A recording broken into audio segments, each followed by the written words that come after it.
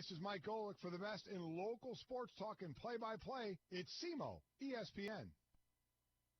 This is a proud presentation of Mississippi River Radio Sports, the sports authority. Live in the studio, it's time for the Red Hawks Coaches Show.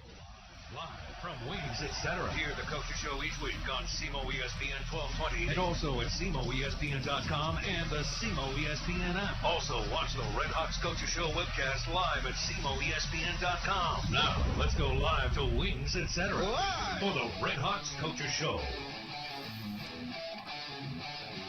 Welcome in to the Red Hawks Coaches Show from Wings, etc. in we're in Jackson today. Sorry, we are in the Jackson location.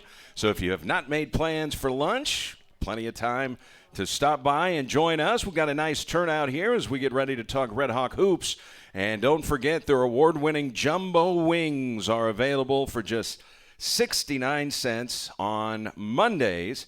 That is every Monday. They've got their award-winning jumbo wings for just 69 cents. And if you're not in the mood for wings, their menu includes their freshly made burgers, wraps, subs, quesadillas, entree salads, smoked ribs, and much more. And if you want to check out their daily half-pound lunch specials, they start at just $7.99. The home of the Coaches Show, Wings, etc. Good food, great times. And we're going to be talking it over with Red Hawks head coach Rick Ray. Nigel Russell, who I think authored the best Red Hawk dunk of the year, is going to join us a little bit later. There was a pretty good dunk in the game Saturday against Eastern Illinois. Coach Rick Ray, I talk about Nigel Russell and that two-handed dunk that he had. I believe it was against Murray State.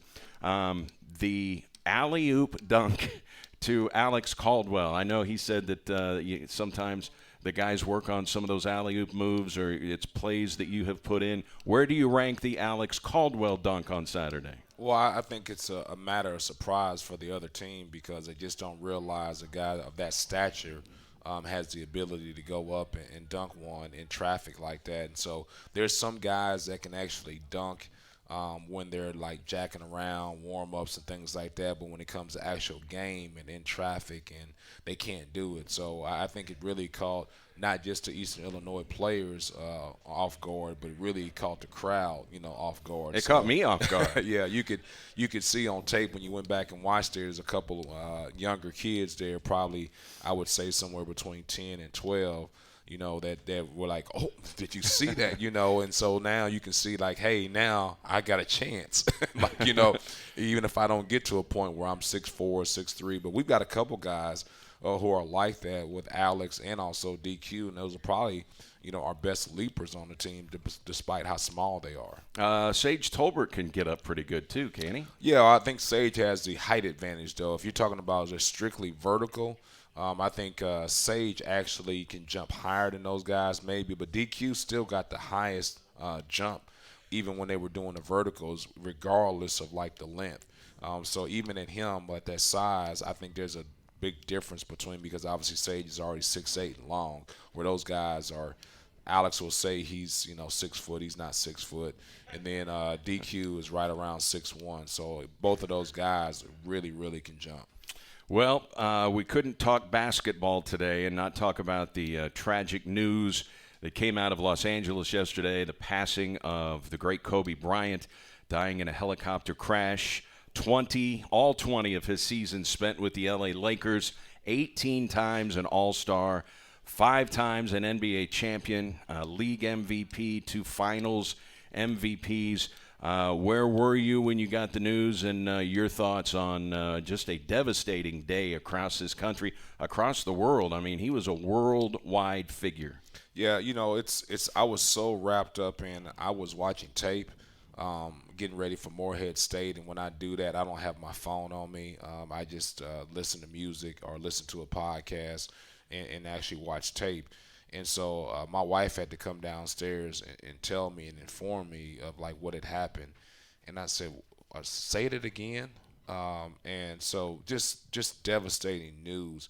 And then the thing that really takes you aback, there's probably been 2 stories in my lifetime, and I think it really in NBA lifetime, where you hear this story and it's just devastating news. And ironically, they both came from LA sources. I think when Magic, announced that he was HIV positive. 1991. Was the other time that you were just like awestruck about, now what's going on here? And then obviously this tragedy with Kobe. And then it's the fact that you had just got done seeing him locally at the games there with his daughter, and it just seems like they had an unbelievable relationship. And just, Kobe was so driven as a basketball player. He was really maniacal in his pursuit. And what was going to happen was either you were going to get on board in that pursuit of his excellence, or you were going to go somewhere else. Truth be told, when Dwight Howard got traded over there and decided to be a Laker, he drove Dwight away because, hey, man, this is what we're going to do, and this is how you're going to be, and we're going to make you great. And if you can't get on board with it, you got to roll. And Dwight Howard rolled because he just didn't want that same pursuit, that dogged pursuit that he had. I know that they had the special on him on Showtime about Kobe Bryant when he was coming back from the Achilles injury. First of all, the fact that when he got that Achilles injury, he goes out there with a torn Achilles, makes the 2 free throws, and then walks off the court. I mean, that's just something. Anybody that's had any sort of an injury or been around somebody that has Achilles injury, there's no such thing as that. So for him to have the toughness and the mental fortitude to go up there and knock those 2 free throws down, and then also just walk off the court on his own will, just talks about how important it is for him to like make sure that he shows his strength. But they showed all the stuff that he was doing in rehab and his workouts, and we got done showing the team that.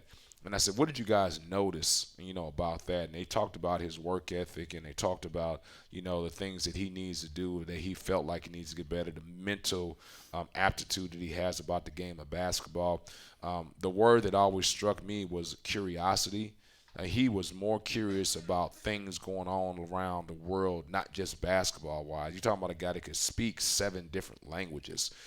So he was just a super bright guy. And never went to college, by the way. Never went to college. But the thing that I told him, did you notice that every single time that he went to go work out, every time he went to go see the medical staff, every time he got some sort of a rehab, it was 4 o'clock in the morning, 5 o'clock in the morning, 5:30 in the morning. And then I tell our guys, hey, that just didn't start. That's who he is, and that's where he is, because he was dedicated to doing the things necessary in order for him to be great. And so people don't realize the sacrifices that he made as a basketball player. It's well documented that Kobe Bryant was the guy that made LeBron James. Now, LeBron James is an unbelievable player beforehand, but during the U.S. Olympic trial period, there was a point in time, and I know this for a fact, that they went down and they talked with Mike Krzyzewski, and they had a meeting with all the people that were in charge, the council, about, hey, Coach K, if you want to get rid of LeBron, go ahead, because he was being such a prima donna and being a guy that didn't want to practice very hard, and the guy just like always had his entourage around. And it all changed when Kobe got there, and they were about to have this team meeting, and the team meeting started at 8 o'clock in the morning, and Kobe walks in. And obviously, this is Kobe on his second leg. Kobe doesn't need this. Right. But Kobe never had the opportunity to win a gold medal, and it was that important to him. So he came into the meeting just dripping with sweat, and they said, hey, we got practice here in a little bit. He says, you've been out there getting a little workout? And I said, I got here at 5:30. I get here at 5:30, been working out. And so those guys, if you go and look at that team, and like Kobe Bryant, Dwight Howard, Paul George, Dwayne Wade, they all had their best year ever after they got done playing in that Olympic team, because they saw the work ethic that Kobe Bryant had. And it was like, hey, if I want to be one of the all-time greats, if I'm trying to, keep up with this guy, if I'm trying to get to that level, I understand now what it takes. And so just them being exposed to Kobe Bryant was the guy who brought to them. He carried them in that gold medal game, if you remember that too. Oh, yeah. He was an unbelievable competitor, and it really turned people off.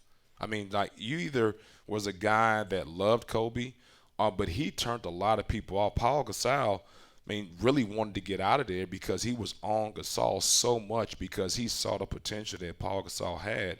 And so it was just maniacal. Hey, we're going to do this. We're going to work out, finish this. And it really drove him crazy at point in time. So, I mean, I remember there's very few people who have been in the public eye from the beginning, and you get the chance to see, unfortunately, the end of their career as well, too. And I never forget, he had the announcement that he was going to play in the NBA. And you walk in, and I'm not a Lakers fan at all. I mean, back then in my day, you were either a Lakers fan, a Philly fan, or a Boston fan. And those are the only people that won, so you had to pick one of those teams. And my dad was from L.A., and I was born in L.A., and I just didn't want to root for the same team as my dad. I just wanted to be different.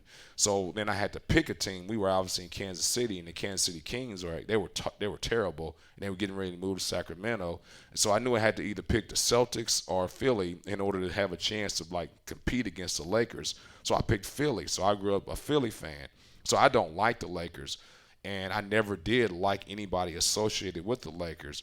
But I had a tremendous amount of respect for Kobe because you knew that was the one guy that put everything he had, his heart and soul, into trying to win. And that was the most important thing to him.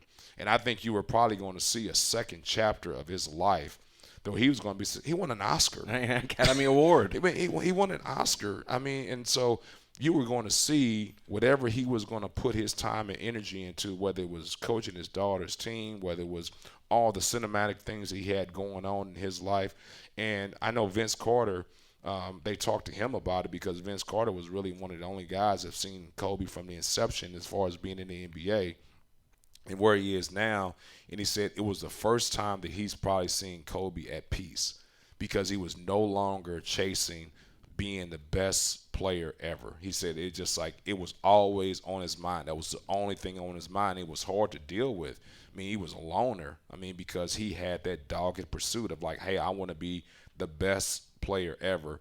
And so now that his career was over with and he was investing time in his daughter's lives, he was around his family, he was obviously putting his work into all the endeavors that he had business-wise. That was the first time he thought he saw Kobe at peace, and he said it was a shame that you weren't going to get a chance to see that because he felt like I felt happy for Kobe because I thought all those other times, hey, that's all he had on his mind was being the best player ever. There are a lot of stories about the competitiveness of Kobe Bryant. One, he got into it with one of his teammates, Rick Fox, because Rick Fox had a beer before a game, and he got in his face, and he's like, this is not going to happen. We can't. I mean, they went back and forth. It turned out it was an exhibition game. It wasn't even a real game. But, I mean, that's the kind of drive that Kobe Bryant had. The whole thing with the feud with Shaquille O'Neal started because Kobe got on him about, hey, you got to come to camp in better shape. Get yourself in better shape. Now, they patched everything up and, by all accounts, became very close. And if you saw that, Shaquille O'Neal yesterday, I mean, he broke down. I mean, he was emotional about the passing of Kobe Bryant. And when it was talked about, when Shaquille O'Neal did an interview with Roy Firestone back in the time that they were kind of feuding, and he said, what is the difference between your personality and Kobe's personality? Where's this clash? And, Shaq was a guy that had an entourage and would like to go out and enjoy himself. And Kobe did not. I mean, he had no entourage. I mean, he would walk to read the column by Bill Plaschke today in the LA Times. Fantastic. Plaschke said there were times after games he would walk to his car and he would walk with Kobe to his car. He'd be the only one. The only player that did not leave was some sort of an entourage. And when asked what is the difference between you and Kobe, he said, well, Kobe's a loner. I'm a socialist. Yeah, that sounds, and obviously Shaq is a bright guy, and I think Shaq says those things on purpose because he knows obviously what a socialist is. But I think in this day and age of basketball, Kobe Bryant was the first superstar, and this is why Jerry West loved him. And Jerry West, did you see the interview with Jerry West yesterday? I haven't had a chance to see that, but he was crying. Jerry West is probably the best basketball mind in the history. I mean, because he had a time span where he went from a player and then he transformed organizations with some of the things that he did trade-wise, and he saw the value in Kobe Bryant. I mean, he traded away Vlade Divac. I mean, who was a very, very good NBA player in order to take a chance on this guy. But he saw the competitive juices that Kobe had. But to me, I mean, Jerry West said this, Kobe Bryant was the first guy in this day and age, new guys of everybody being friends and, you know, hey, I'm going to have lunch with the guy before we play, and we're going to hang out at the club afterwards and things like that, and we're going to pair up and be on teams and things like that. Kobe wanted no part of that. I mean, zero part of it, and it meant so much for him to win. And so leaders can't be afraid of not being liked.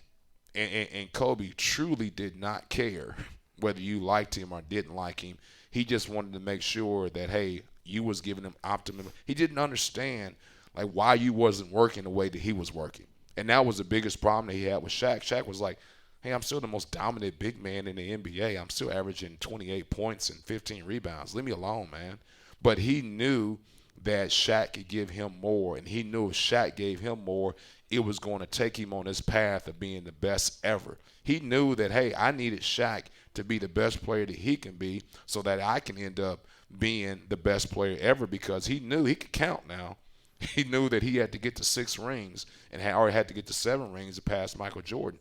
That was all his drive. And so whenever you wasn't on the same path as him, there was going to be a problem. He was going to tell you about it because he didn't care about you liking him or not. You know, and I think something else. I think one of the more satisfying things for Kobe Bryant after it came down to Shaquille O'Neal being traded and he would want to win a championship with the Miami Heat, the 2 championships that Kobe won after Shaq was traded, I think those probably, if you asked him in his mind, those were his greatest accomplishments. And I didn't get to 6, he didn't get to Michael, but you know, winning without Shaquille O'Neal. Yeah, and I you know this too, and anybody that's followed Kobe Bryant, there was been all this thing about him being a ball hog and him dominating the ball too much, and you'll never forget this, but it was in that second run after Shaq was gone. This was in the NBA playoffs, Game 4, I believe, at Phoenix, where he didn't shoot the ball the whole game. Yeah. Yep. Didn't shoot the ball the whole game because it was like, I'm going to prove a point. You know how, like, this is the playoffs. and you're, like, so, like, into proving things that, hey, I'm not shooting the ball at all because I'm going to show you guys how much you need me. And so there have been rumblings behind his back, rumors, people saying, hey, he's shooting too much, he got the ball hog. And they got blitzed. I mean, they lost by maybe 31 points or something like that, because Kobe didn't try to shoot the ball at all. And so he just wanted to show people that, hey, you guys need me. And so if you're going to act like that, I'm not going to shoot it at all. You know, there's a reason his nickname was the Mamba. He wanted to destroy you. I mean, he didn't come out to try and beat people. He came out to embarrass people. I mean, that's how competitive he was, and that's well documented. Yeah, and this just doesn't happen a lot anymore. I mean, to me, that's the difference between a guy like Kobe Bryant and, you know, like a LeBron James. Man, Kobe Bryant went back to his hometown in Philly and playing in that NBA championship, and they booed him the next year in the All-Star game when they had it in Philly because, you know, the story was that he went and crossed to the fans and said, I am going to take you guys' heart out. I am going to destroy you. Like, I mean, you're just in my pathway. And that's where he's from. He grew up in Philadelphia. So it meant so much to him. Well, you, over the years, I know you and I have chatted where Kobe Bryant ranks in terms of greatest players of all time. Now, Magic Johnson said yesterday that Kobe was the greatest Laker. And there's Magic Johnson. There's Kareem Abdul-Jabbar, who's the all-time scoring leader. There's Jerry West, who is literally the NBA logo. And Magic Johnson said that Kobe Bryant was the greatest Laker of them all. You think so? Well, I think beauty is in the eye of the beholder. I think that if you're talking about hierarchy, I think Kareem Abdul-Jabbar is the best player. Just because of all the things he accomplished. He has more rings. He scored more points. But he didn't do all those things in L.A. I mean, he spent the better part of his first part of his career in Milwaukee. But then you talk about the most beloved Laker. There's no question that it's Magic. But then also you talk about who's the best player as far as like being revered and still having all those accomplishments. You probably say it's Kobe. But I don't think any of those answers can't be wrong. Yeah. When you're choosing between Kareem Abdul-Jabbar, Magic Johnson, Kobe Bryant, Jerry West, and then if you want to, you can throw Wilt Chamberlain in there as well too. Now he spent his latter part of his career over there. So I think any of those things could be right, but I just think the thing that bothered me was the fact that all of a sudden all these people started passing Kobe Bryant in supremacy as far as like being the best player ever. And I thought Kobe was one of the few superstars that did it on both ends of the court. That's why Michael Jordan was so revered that, hey, he's going to score 40 points. He's going to prevent your best player from reaching his average. And that's what Kobe could do as well, too. So I just thought it was really surprising when everybody started surpassing Kobe in the hierarchy of, like, who's the best players in the NBA. Because you and I have talked, and, you know, the debate now with today's generation – who may not have watched Michael Jordan, is LeBron James the best player of all time, or is it Michael Jordan? And your thought process was, when did LeBron pass Kobe? Yeah, I mean, I really believe that. I mean, to me, you talk about Kareem Abdul-Jabbar, you talk about Kobe. I mean, you just can't throw those people to the side. And then obviously your traditionalists are going to talk about Bill Russell with the 11 titles. Now, obviously, Bill didn't have the numbers that those guys had, so I think there's a little bit of a separation there. But for me, it just, when did he surpass those guys? And then also, if you talk about, LeBron James compared to a Kobe Bryant, compared to a Michael Jordan, it's just the fact that those guys, had that killer instinct. I mean, and LeBron obviously is a fantastic player. Now, I don't like LeBron. I'll say that. But I respect him as a player. And don't be fooled now. Michael Jordan understands this conversation is going on, too. That's why there's going to be this new ESPN 30 for 30 thing all of a sudden coming on about Michael Jordan. They've been promoting that pretty good. Yeah, a 10-part series. All of a sudden that's coming. And all these stories that Michael Jordan told people, hey, don't ever tell any stories about me. I mean, that was there's all these stories floating around about Michael Jordan that are legendary that no one will ever talk about.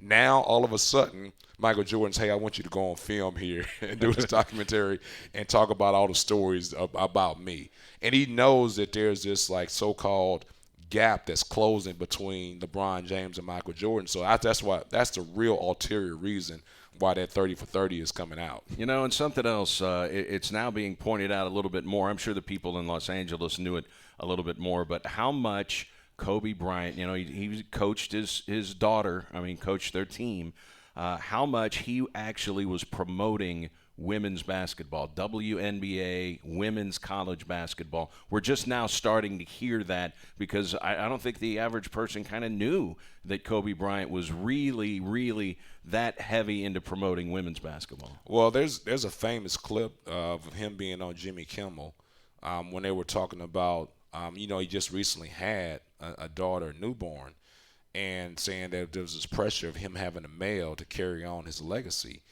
And so there was this talk about that, and he said that he was talking to his daughter, obviously Gigi, the one that passed, and she was, I'm going to be in the WNBA. I'm going to be the greatest player ever to play in the WNBA. And he was like, I don't need a son.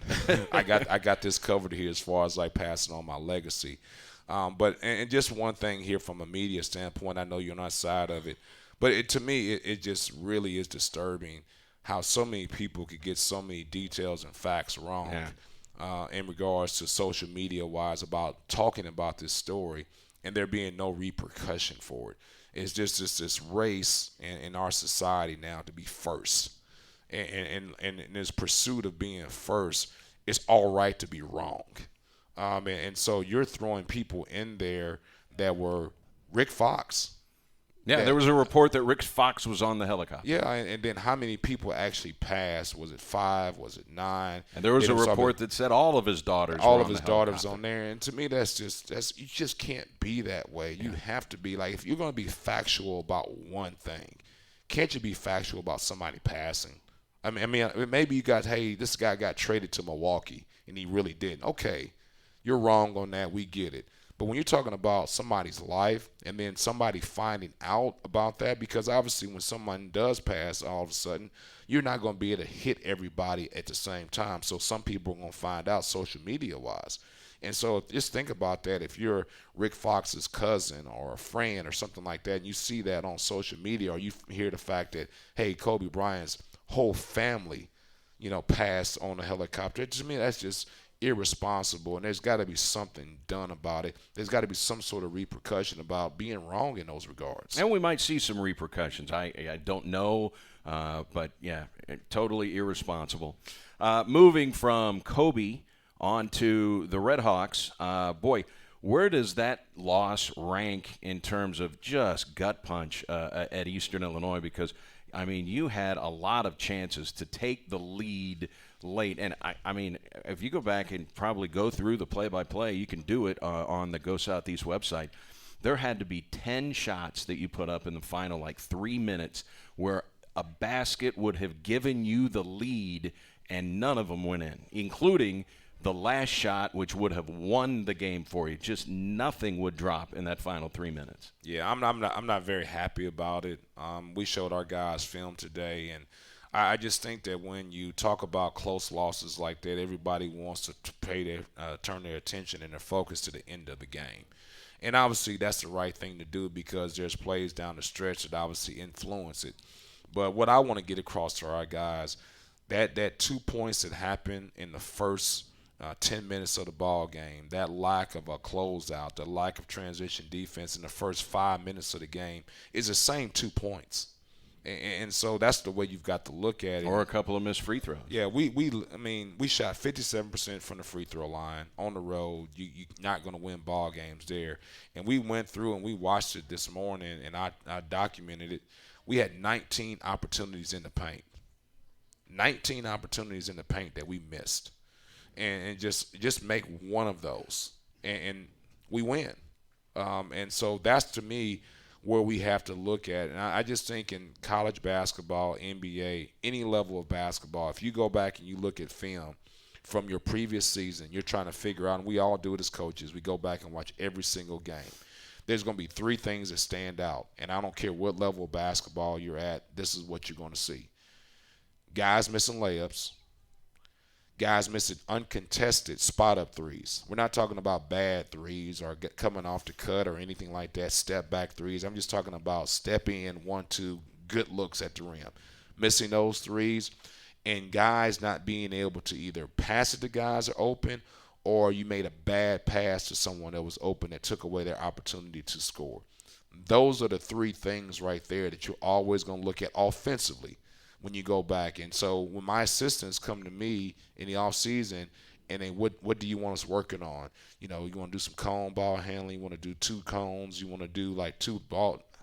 Hey, I want guys to make spot up, open threes. I want them to be able to make layups, and I want them to be able to pass the ball to open people. That's it. Nothing more than that. Seems simple enough. That's it, because that's what happened. You look at our game against Eastern Illinois. If we make layups, we win that game. I mean, if we make spot-up open threes, now I'm not concerned about the threes as I was about the layups. And then we had some guys that were open that we missed on opportunities because we didn't have the ability to pass the ball to them. So to me, that's where I look at, because I thought defensively, especially when you're playing a team like Eastern Illinois that's a non-traditional team, it used to be everybody ran motion. And so when people ran ball screens, you had to get ready for that. But now the game has evolved that you really don't spend a lot of time on defending screens off the ball. You spend all your time defending screens on the ball, whether it be a handoff or a ball screen, whereas Eastern Illinois doesn't have that.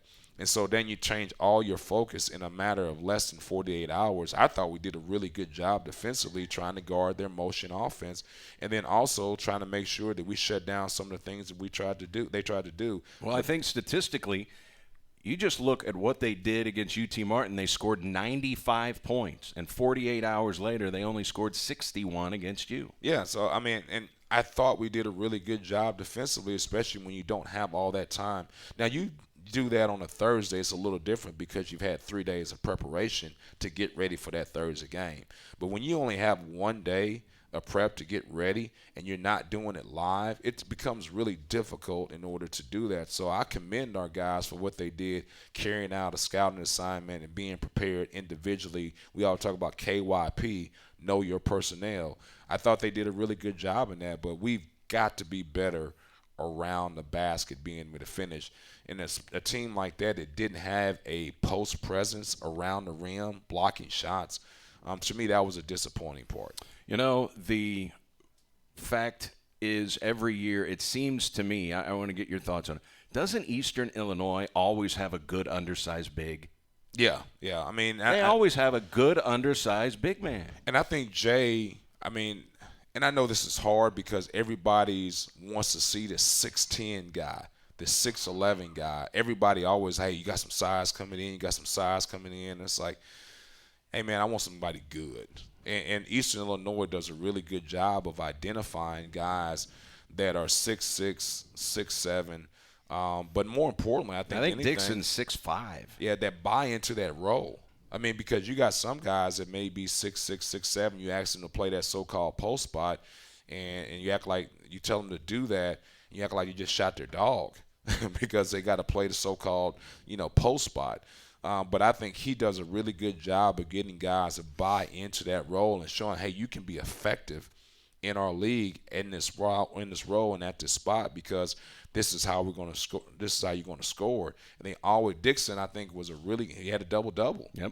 He had a double-double, and he's 6'5", like you said. So, to me, it's all about not just recruiting the right player, but making sure those guys, when they come in, understand that role and buy into that role, and he's done a really good job with that. I know you were disappointed about the number of shots you had blocked, but keep this in mind as well.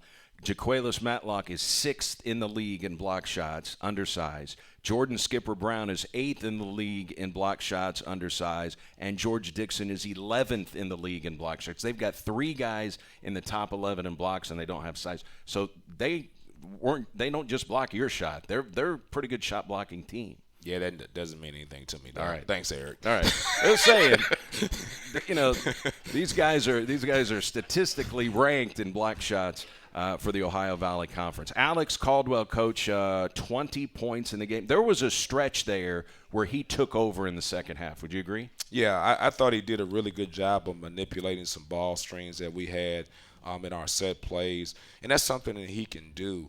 And the thing about it is, when he doesn't just settle for his three-pointer and he attacks, then he's really good at it. But I think sometimes he's got made up that, hey, this is a 3 that I need to take or something like that.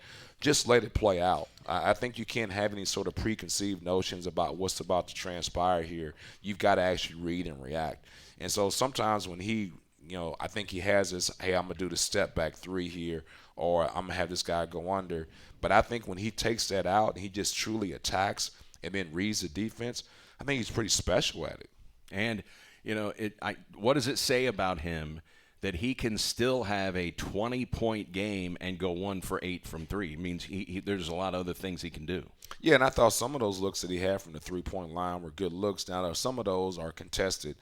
I always say when you shoot a bad percentage from the three-point line, the first thing you need to do is look at your shot selection, not look at your actual shot. Because I think sometimes percentages go down just because simply based on shot selection. I was listening to a commentator about SEC basketball, and he talked about, hey, the SEC and the NCAA, the scoring is down, not because of the new three-point line or the new rules and things like that. He says guys are taking bad shots. That's it. If you look at it, they're trying to emulate Steph Curry, James Harden, and all these guys who are elite scorers. And he said, but if you just really look at why it's going down simply because guys are taking bad shots. Now, as far as the end of the game, okay, you've got 8.6 seconds remaining, and you are, I think it was 8.6. 8.5. Okay, 8.5. Mm-hmm. And you're inbounding the basketball into your basket down 2. No, that is before then.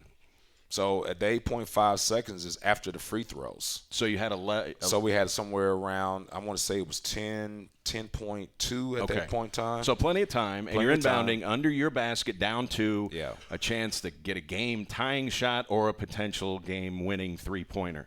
You're inbounding the ball. Take us through what you saw, because the officials basically said, sorry, we screwed up, inadvertent whistle, we're giving it the EIU. Tell us what you saw and take us through what the officials told you. Yeah, well, first of all, we had an opportunity. We had a set play right before then, and the ball went out of bounds. We took a shot. I thought it was a good look.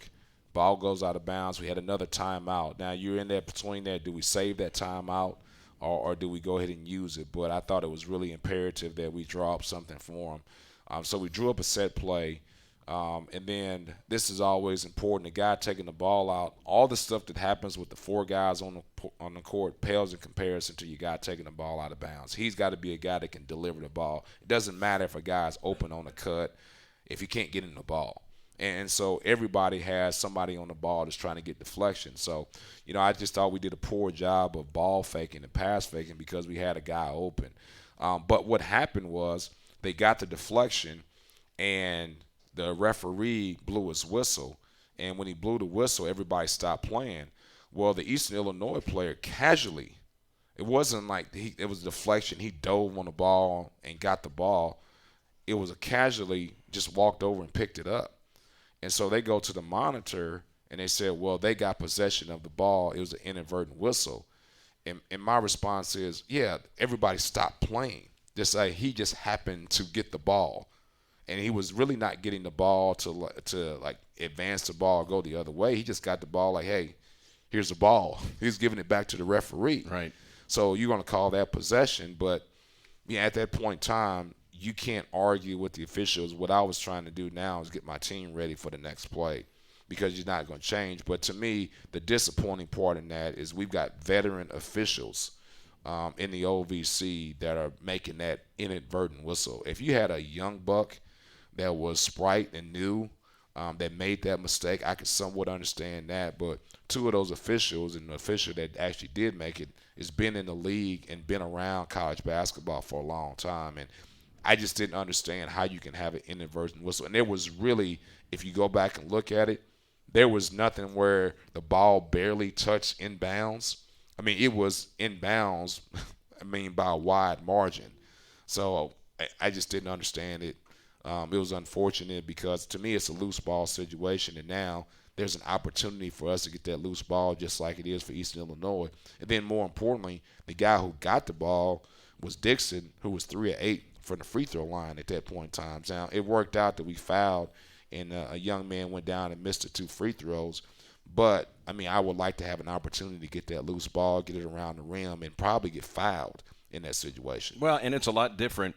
You trying to run your last play in your end of the court versus having to go length of the floor after the second missed free throw. Yeah, but it's just, to me, the bottom line is there was no reason why to have an inadvertent whistle with it.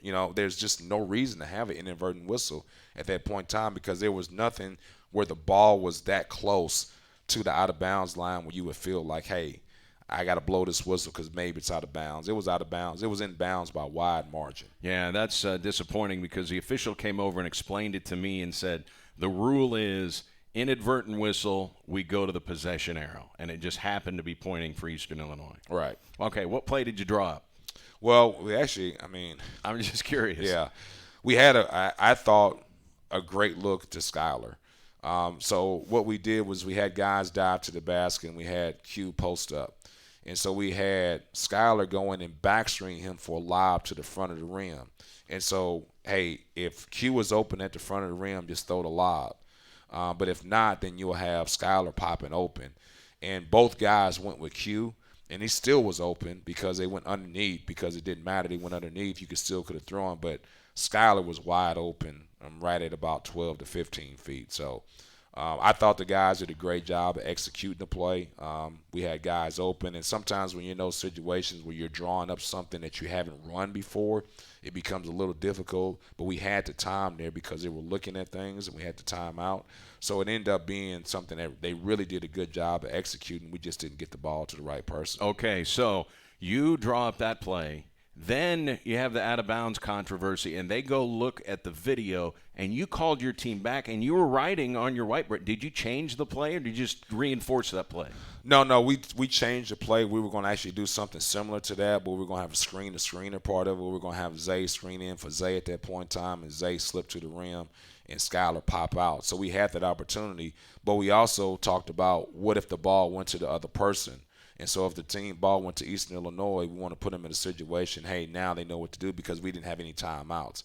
So not only did we have to have an out-of-bounds play, we had to have our defense set if they gave the ball to the other team, and they also needed to have a play for if it was a 2-point ball game or a 3-point ball game at that point in time based on the free throws. So there's 3 things going on in that short amount of time, and you got to make sure your guys are trying to process it because you can't be playing checkers at that point in time. You got to be playing chess, so we had to be 3 moves ahead. Well, the one thing is you got plenty of time to get those 3 scenarios because it seemed like it took them 30 minutes before they ever made a ruling looking at the monitor. All right, we're going to talk to Nigel Russell here. He's been waiting patiently. I don't know if he ate yet or not. He says no. Tell us about recruiting Nigel to Southeast. Yeah, Nigel was a young man that was at a prep school, and I think these prep schools have been really good, not just for us, but for a lot of guys in college basketball, because they get a year of maturity up underneath their belt. So now they come in, instead of them being 17 years old or 18 years old, they come in 18 years old or 19 years old. So just that little bit of time away from high school really helps in their development. But I think the biggest thing that helps is 2 things, twofold. One is they're playing against quality competition day in, day out, because at most of those prep schools, they're around similar guys like them. And so you're getting an opportunity for those guys to mature because they're going against competition day in, day out, and they're playing really good competition when they go play a game. So not only are you getting the best competition that they've seen outside of AAU, but they're getting on a day-to-day opportunity in practice because for the most part, when these guys come from high school, they're the best player on their team, and they don't have anybody that can confront them or challenge them on a day-in, day-out basis. The other part that I think is really good, most of these prep schools are away from their home. And so now this is the first opportunity that they get a chance to get away from home. And so some of the homesickness that they might have as a freshman at your university, they get knocked out and out of the way because they're at this prep school. So I think it really helps in the maturity factor in that regard too. And then some of these prep schools too, they're not really run well. And so when they get here and they're getting an opportunity to get some of the things that we're able to provide them as far as gear and food and per diem and things like that, they had been missing out on that. And so they're a little bit more appreciative of the fact of what we're doing for them here. So I think prep school has been really good, not just for us, but also for college basketball in that regard. All right, we'll talk with Nigel Russell when we come back to the Coaches Show. We're at Wings, Etc. in Jackson. You're listening to SEMO ESPN. Does having a game on the TV make a sports bar? Wings, Etc. in Cape and Jackson beg to differ. They take their sports bar status seriously. Wings, Etc. is the host of the SEMO Coaches Show every Monday from noon to 1. You can watch SEMO away games at Wings, Etc. Plus, get lunch specials and daily specials like 69-cent wings on Monday, 69-cent rib tips on Tuesday, 59-cent shrimp on Wednesday, and 69-cent boneless wings on Thursday. Plus, they've got free Wi-Fi and a full-service bar and craft beer. Wings, Etc. The definition of a sports bar. In a world of spiraling healthcare costs, St. Francis is setting a new course by once again lowering prices. How? Our exceptional quality. Because in healthcare, when quality goes up, costs go down. Higher quality, lower costs. At St. Francis, we think that's the right direction for healthcare and for the communities we serve.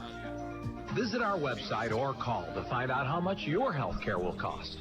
St. Francis, called to serve you.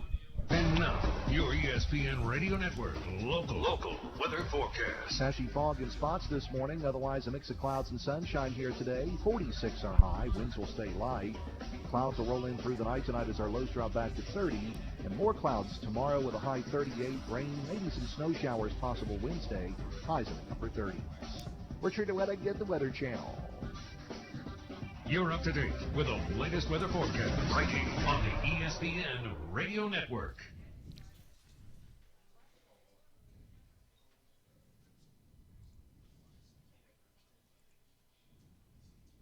There we go.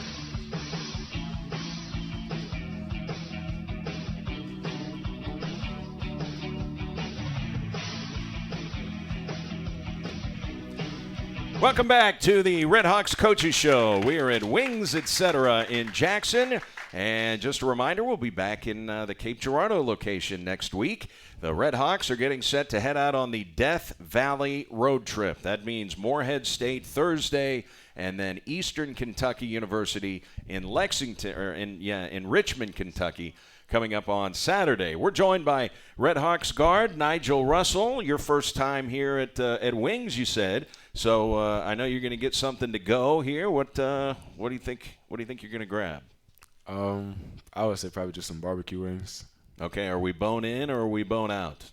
Probably bone out. Bone out. Okay, he's going to go with some boneless barbecue wings to take home. They're tremendous, by the way, award-winning wings here at Wings, etc.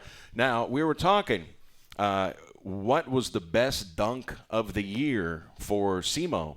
And I seem to I lean toward your two-handed dunk. Now, that was against Murray State, right? Right. Yeah. That was a tremendous dunk. But Alex Caldwell may have challenged with the alley-oop at Eastern Illinois. What are your thoughts? I like the lob to Alex. I mean, he's a little guy and he got up really high, so he might have me. But just time and situation with the dunk versus Murray State, I was really just playing in the flow. I didn't even realize what was going on. So I can't really say which one's better, but I like both of them. All right, I'll take your dunk. Not that Alex's was not good, because it was really, and it was surprising at the time. Yours was surprising. So when you drove the lane, it looked to me like you were going into dunk. You're saying that you were not going into dunk. I mean, I was, but I just I don't know. It was a close game. I was just trying to make the play, and whatever ended up happening, I took off, and that ended up being the outcome. But yeah, I was just trying to be aggressive. Now, Murray State is 8-0. So is Austin Peay. So they're kind of separating themselves a little bit at the moment. I know you did not win the Murray State game, but how fun was it to play in that game? Because, they brought a lot of fans. SEMO had a good crowd for, I think the biggest crowd of the season. Mm-hmm. So what was it like to play in that game? How fun was it to play in that game? Mm-hmm. Well, despite the outcome, I really enjoyed that game. Not even really the fans and everything was great, but I feel like our team that game was locked in on a different level. I'm from the bottom guy on the bench to the starter to the leading scorer. Everybody was just ready to play. They come out ready to fight, cheering wise for each other. Everybody was into it. Nobody's worried about anything selfish. And I feel like when our team is playing like that, it helps us compete at a higher level. And that's what I feel like was the most important part of that game. Obviously I would have wanted to win, but I feel like all of our guys were locked in, and you could see it. Whoever it was, they're ready to cheer for each other, play hard, dive on the loose ball, get a steal, and that's the environment I feel like we need to play with consistently every game. And it's just now trying to figure out how we can get everybody locked in on the same page, playing together and for each other. Boy, the fact that you were really hamstrung in overtime, too. All three of your bigs fouled out. I think Alex fouled out of the game. So, I mean, you were kind of going in shorthanded there to overtime, but you hung with them. Yeah, for sure. I mean, we definitely struggled, with some of our big men just staying in the game. And, Darius coming back from his knee injury, it may have been hard for him to move. So when we lost some of that size down low, we definitely had to adjust and just play as hard as we could to try and get the best outcome. So Darius Agnew has been dealing with a knee. He had a procedure done on it, and he's come back and given the team some big minutes. Have you ever had an injury? I have. Not like a major injury where I've had to have surgery, but in my past I've broken fingers, sprained ankles. Sprained ankle. So that was it. That's the extent of it. You haven't had any scopes or anything like that? No, thankfully not. Yeah. Well, I mean, when you talk to some guys and ask them kind of what it's like to go through surgery, what do you hear? Probably just the recovery process is stressful. Just a lot of times they may be fearful to put pressure on that knee or whatever they may have had surgery on. So just mentally getting back locked in and being prepared to use whatever that they injured is probably the toughest part I've heard. So when you come off the bench, and you've given the Red Hawks a nice spark in several of these last games, coming off the bench, what's your mentality? Is that what you're thinking? Man, I'm going in here and I'm going to try to provide a spark and try to really help the team, because you got off to a slow start. on Saturday at Eastern Illinois. It was 7-0, and Rick Ray said, "That's it. These 5 are done, and I'm sending in 5 more guys." And all of a sudden, you guys are right back in the game and take the lead. Well, coming off the bench, I know, talking with Coach, my role is to be the best defender I can be. And so when I get in the game. So it's a defense-first mentality. Yeah.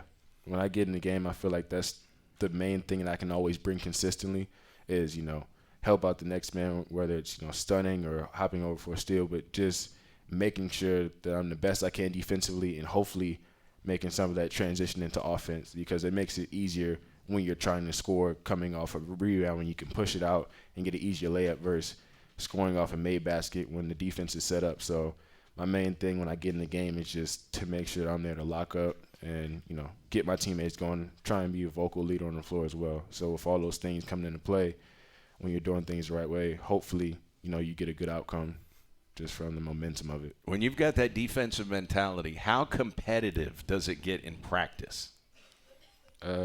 Competitive. I definitely see myself frustrated. Like, I hate to have a man score on me. Obviously sometimes you can't control it. Sure. But for the most part, like, when I go through practice, I pretty much count the times, people scored on me. If somebody wants to bring it up, it's like, oh, I know exactly what happened and how it happened and, how you got me with that move, whatever, and it won't happen again. So the main thing is just, like, making sure I can be there to lock up no matter what and contesting everything. What's it like guarding Oscar Cow? Because that guy flies he's like a water bug, man. He's everywhere. I'd honestly say he's the most frustrating person to guard just because he's always doing some type of fake, and he plays a little bit unorthodox. So predicting his moves is definitely a little bit harder, I'd say. He makes them really quick sometimes, so props to him. But, he's probably the least fun one to guard. Since you have been a Division I player, who has been the biggest challenge that you have had to guard? In a game or practice? Yeah, in a game. That's tough. I mean, last year when we played Murray State, guarding John Morant for a little bit, that was – What was that like? Kind of tough. He's quick. He's definitely really good at reading and making decisions. So I may think I have him cut off, and it's like, all right, yeah, he has to pass it now, and it's there. But he may make a pocket pass, and it's right over perfectly to his big man. I'm like, I thought I had him, off balance or something. So I would say that was tough. And after he jumped over the guy from UT Martin, and it was on Top 10 ESPN Sports Center, when he jumped over the guy and dunked, do you go into a game saying, man, I don't want to get posterized by this guy. I don't want him jumping over me? I wouldn't say so. Okay, you never have that mentality. No, highlight plays are made all the time. At the same time, if I feel like if I get an opportunity where he has to jump with me, I feel like, I'm going right back at him. So it's cool to watch, but as a competitor, I never really feel like I'm not trying to get put on the poster. Do you are you on Twitter? Mm-hmm. Okay. Did you retweet out your dunk? Did you find it on Twitter and retweet it? Mm-hmm. I think I tweeted just we'll be back stronger, because I feel like that was a tough loss, and the moral of that whole play is just the fire behind the whole team. Everybody was energized, and not just for that play, but that's the main thing. That game against Eastern Illinois, you had all those shots toward the end. I was convinced you were going to win that game. Did you think that you guys were going to win that game? I did. I mean, I definitely did. We've had some struggles, recently, and just in terms of losing close ones. And, that really hurts, and you just kind of feel like, finally it's going to go right for you. Things are going to start to change. And I don't know. I feel like my team has really been putting in an effort to make changes to, get better at the things they're faulting on. And so when things like that are going in that direction, it hurts a lot more, because everybody's putting in a real effort to just stop the selfishness, whatever it may be, just so we can be locked in it together and play the best we can. And so when things like that happen, I have faith in my point guard that Alex was going to make a play. He's done it multiple times where there's practice and games. And so, when it didn't turn out that way, you just got to encourage him and let him know we got him, we're all behind him, no matter what it is. So, yeah, nobody that watches you guys play questions your effort. I mean, there's just that's totally unfair. What was it like going to prep school? You're from Houston, and then all of a sudden here you are in Louisville, Kentucky. Like Coach Ray said, not all of those schools, is privileged. And so coming from where I was, live with my parents, just kind of everything was taken care of. Going there, I felt like I definitely needed it. It made me grow up a little bit in terms of things may not always be right. You may not get what you want to eat. You may not have resources. You may not have gym time. But whatever it is, you just got to make do with the best you can. And so I feel like the staff at that school, they did the best they can in trying to get resources for us, and they always helped us and encouraged us. But sometimes it just always didn't work out the way the players wanted it to. And I feel like that may have been one of the most important experiences I had looking back now. At the time, it was frustrating, but now it definitely forced me to grow up. So when I did come here, I was prepared to just work hard. And when I came here, I had a lot more resources, food, the Success Center, gear, everything. And so I definitely appreciated and needed that experience. What was Louisville, Kentucky like? It was cool. I mean, I liked it from the parts I saw. I didn't really know anybody there, so I didn't really have the chance to do many things, like in terms of seeing the city or going to hang out or anything. So it was really just back and forth to the gym, to wherever I was staying. So that was the extent of it. Well, we're going to drive right through Louisville coming up on Wednesday as we head to Morehead State and then to Richmond, Kentucky. You said you're on Twitter. Where can we find you on Twitter? Nigel25. Nigel25, and that is NYGAL. Right. 25. Mm-hmm. All right. We'll see if we can get a couple of followers for you. Nigel, it's been a pleasure. Enjoy those boneless barbecue wings. I will. Thanks for having having me. me. That is Nigel Russell. We'll take one quick timeout. Back to wrap it up with Coach Ray after this on the Red Hawks Coaches Show from Wings.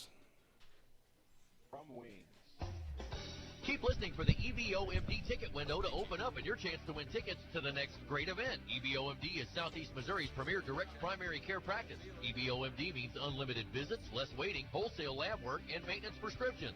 No charge physicals and 24/7 365 access for individuals, families, and employer groups. It's healthcare you can afford. Tickets to prime events, concerts, and shows are always available. Just listen for the EBOMD ticket window to open up. Keep listening for the next event on KGIR. What media is the hottest, but not the newest? After 100 years, radio still reaches over 93% of the country. In Southeast Missouri, it is the stations of River Radio that businesses use for marketing. We're looking for our next great account executive. Send your resume to Jack Swart, Sales Manager, 324 Broadway, Cape Girardeau, Missouri, 63701, or email to jack@riverradio.net. River Radio is an equal opportunity employer. And now, your ESPN Radio Network local weather forecast. Patchy fog in spots this morning, otherwise a mix of clouds and sunshine here today. 46 are high, winds will stay light. Clouds will roll in through the night tonight as our lows drop back to 30. And more clouds tomorrow with a high 38, rain, maybe some snow showers possible Wednesday, highs in the upper 30s. Richard DeWettig at the Weather Channel. You're up to date with the latest weather forecast right here on the ESPN Radio Network. Final segment for the Red Hawks Coaches Show here from Wings, etc. in Jackson. We'll be back in the Cape Girardeau location next Monday at 12 noon. Coach Rick Ray rejoins us. I enjoyed talking to Nigel. Yeah, I tell you what, nothing makes you more proud. Obviously, these guys all want to be successful on the basketball court, and they want to go on and play professional basketball in some way, shape, or form, whether it be NBA, NBDL, G League, overseas. But to me, when a young man gets up here and he's able to articulate and have a grown man, an adult conversation with somebody else and able to answer questions and put some thought into it, to me, that's what I get more proud of. You know, a guy scoring 10 points a game or getting 8 rebounds a game, that's great. But when you know that when a young man is able to go up and represent your basketball program and your university in a way that makes you proud, to me, that's what it's all about. And I never worry about Nigel having any sort of success after he gets done here, because he's a bright young man and really been raised the right way. Let's talk real quickly Morehead State in Eastern Kentucky, Thursday and Saturday. Yeah, Eastern Kentucky is a team that really is different in our league, where they're going to press you. And so what they want to do is put you in situations where you got to make decisions going fast, and they want you to try to play fast and get discombobulated. And so I always say in those situations, you got to be cool, calm, and collected. Just because they're playing crazy doesn't mean that you have to play crazy. And that's something we're going to emphasize here as far as being strong with the basketball. Because if you break the press, then you can have some success on the other end. And I always have the mentality if someone's going to press us, then we're going to really attack. We're not just going to try to get the ball across half court and settle for our offense. No. You got the disdain to go out and try to put two guys on one, and we're going to be in 5-on-4, 4-on-3, 3-on-2 situations. We want to make sure that we take advantage of those things. So that'll be different there. But then it's also the preparation because you got Morehead State first. And then how do you make sure you're still getting prepared for Eastern Kentucky, because you can't get prepared for Eastern Kentucky in that short amount of time of 48 hours. So you got to work on some of your press offense ideas. But then with Morehead State, they're more of a half-court team. They really do a good job of trying to set some things up for those guys on the perimeter coming off of screens, whether it be off the ball or on the ball.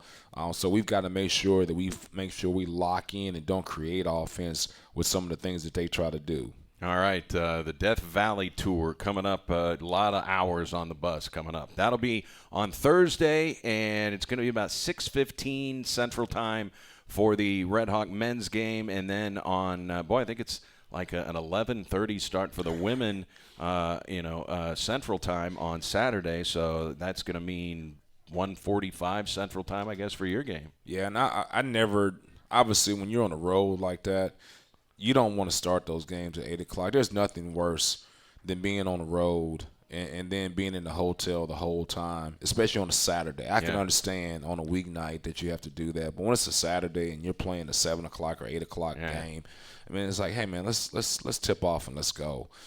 So I always like the fact that we play an afternoon game so we can go ahead and play and hit the road. But just sitting around in the hotel that whole time, there's not a worse feeling in the world. Yeah, and you don't get home at 5 in the morning either after you got to go 6.5 hours from Richmond, Kentucky. Coach, we appreciate the time, and we'll see you as we head out on Wednesday for the Death Valley Tour. Thank you very much. All right, that's the Red Hawks head coach, Rick Ray. Thanks to Nigel Russell. Great job, Nigel. We are going to get you back into ESPN radio programming now for a final time here from Wings, etc. So long, everybody.